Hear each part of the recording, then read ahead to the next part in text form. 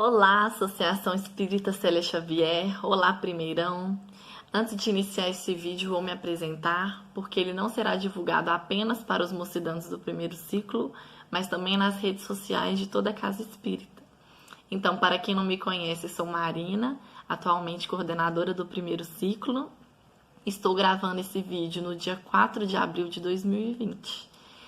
E devido a essa situação atual, que é a pandemia do coronavírus, as atividades presenciais do CEL estão suspensas. Estamos de quarentena em casa e o primeiro ciclo optou por continuar os estudos à distância através de vídeos curtos dos coordenadores, como este que eu estou fazendo. Então, eu venho trazer para vocês uma reflexão que é muito importante, principalmente se a gente for pensar no que estamos vivendo agora, que é saibamos confiar.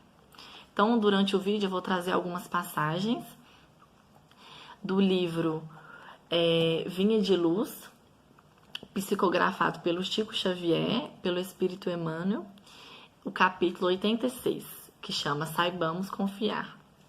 E ele se inicia com o versículo: Não andeis, pois, inquietos. E quem fala isso pra gente é Jesus, no Sermão do Monte. Mas o que ele quer dizer com inquietos? Ele nos traz para a gente não deixar a aflição nos dominar, para ela não nos perturbar.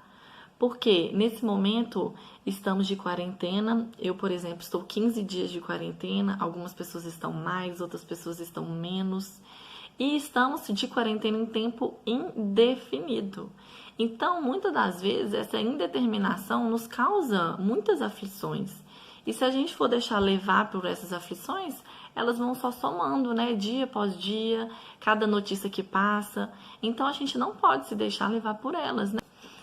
Continuando no capítulo, fala: Jesus não recomenda a indiferença e nem a irresponsabilidade. Então, são dois extremos. A indiferença, o que seria? É não alienar-se do mundo. Então, é quando a gente opta por não agir. A gente fica paralisado. Então, trazendo para a situação atual, tá o coronavírus e eu vou pensar, eu não preciso fazer nada, os espíritos estão fazendo por mim. E a gente sabe que não é assim que funciona. Eles estão o tempo interagindo sobre a gente, sobre todos. Mas a gente tem que fazer a nossa parte.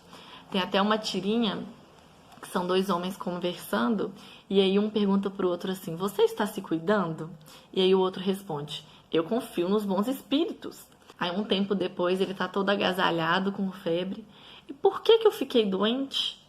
Aí o espírito responde: nós sempre ajudamos, mas você tem que fazer a sua parte. Então é isso, não é que eles não vão estar nos ajudando, mas se a gente não fizer, a gente não colaborar com eles, fica muito difícil, né? E a irresponsabilidade é quando optamos por agir, mas é uma ação irresponsável, quando ela não tem uma reflexão, um planejamento das consequências que isso vai causar para a coletividade e não só para a gente. Então, trazendo para a atualidade, por exemplo, o Ministério da Saúde pediu para as pessoas que podem ficar em casa. E aí eu falo, eu tô nem aí, eu vou sair, vou fazer minha caminhada, não vou deixar de fazer aquilo e aquilo outro. E isso vai só gerar um caos, porque a gente não tá pensando na consequência. Porque vamos parar e pensar. Se todo mundo pensar desse jeito, não, mas eu não vou deixar de fazer minha caminhada na Horta da Lagoa. Imagina se todo mundo sai. Aí vai todo mundo continuar se encontrando, possivelmente, caso alguém esteja contaminado, passando para os outros, e a gente não vai atingir o nosso objetivo, que é qual? Evitar ao máximo essa contaminação para não dar o caos na saúde, não é mesmo? Então, essa seria a ação irresponsável. Então, não é pra gente ser indiferente nem irresponsável, é o quê? Jesus traz pra gente o bom senso. O bom senso é quando a gente é corajoso para agir, mas nós vamos agir adequadamente, com a virtude que nós sabemos.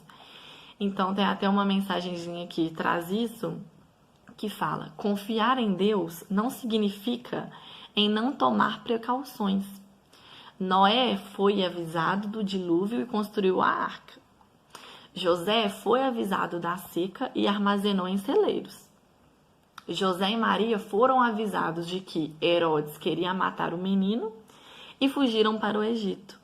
Então, tem a situação nós vamos agir, mas a gente vai pensar e planejar o que que é. Então, a ação que eu optei agora por fazer a quarentena. Então, é uma ação que eu estou pensando e planejando no coletivo, né? E várias outras pessoas também. Porque a indiferença, ela causa na gente o medo. A irresponsabilidade causa a temeridade, que é a ação irresponsável. E o medo, ele é um dos piores adversários da criatura humana. A revista Espírita, Allan Kardec, em um artigo, traz pra gente, desse jeito, um dos piores adversários da criatura humana. Olha para vocês verem. Por quê? Porque ela se aloja nas nossas cidadelas interior. Ela vai minando aos poucos as nossas energias. E o medo não abala só o moral, né? Ela compromete a nossa própria saúde física. Por quê? Na medida que a gente vai tendo os pensamentos negativos, a gente vai entrando em sintonia com aqueles espíritos que também estão nessa mesma frequência, nessa mesma sintonia.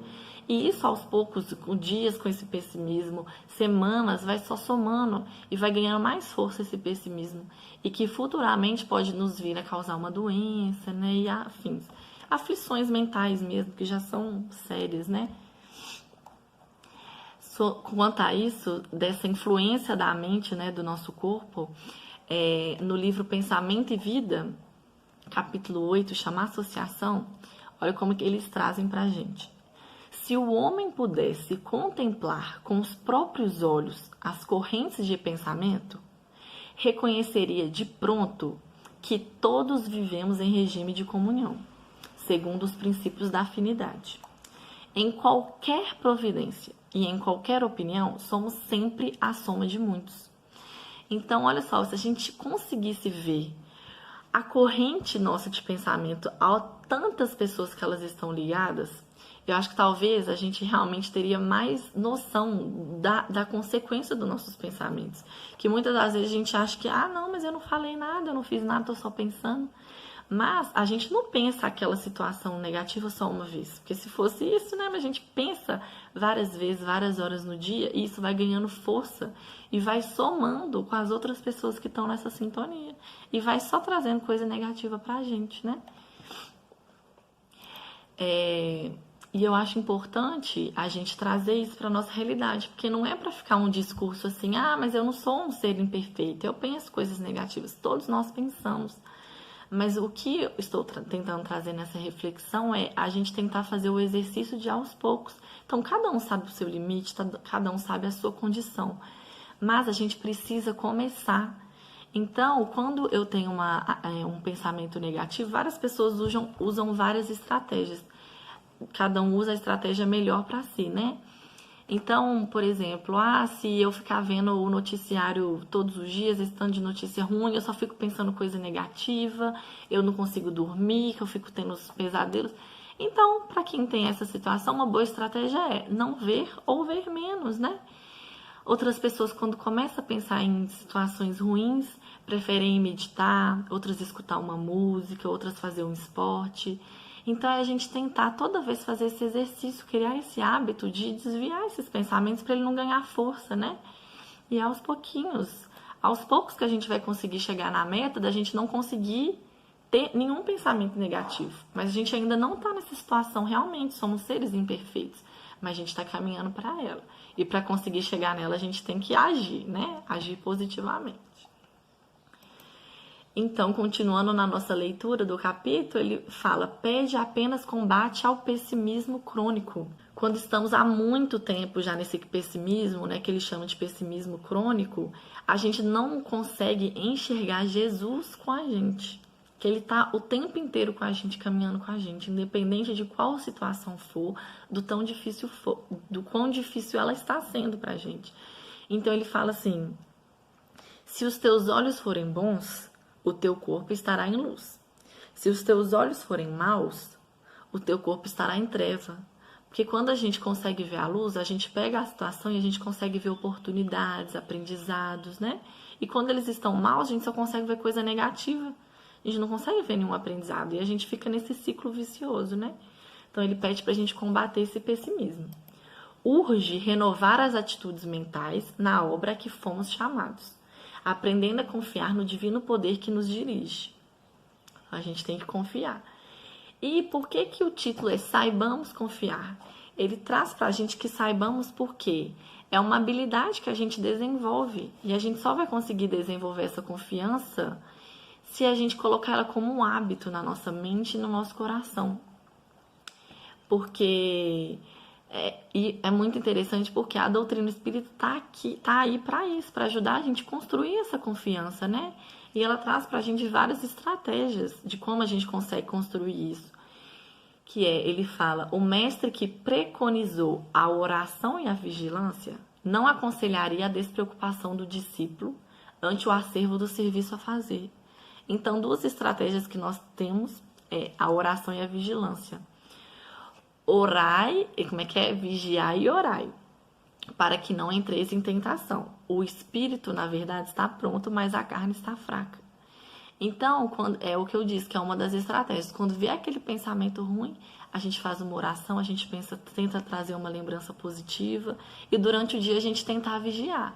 Não é só naquele momento não, porque às vezes, de repente, quando a gente vê, a gente trouxe um pensamento negativo. Então, a gente faz esse exercício de estar sempre vigiando os nossos pensamentos.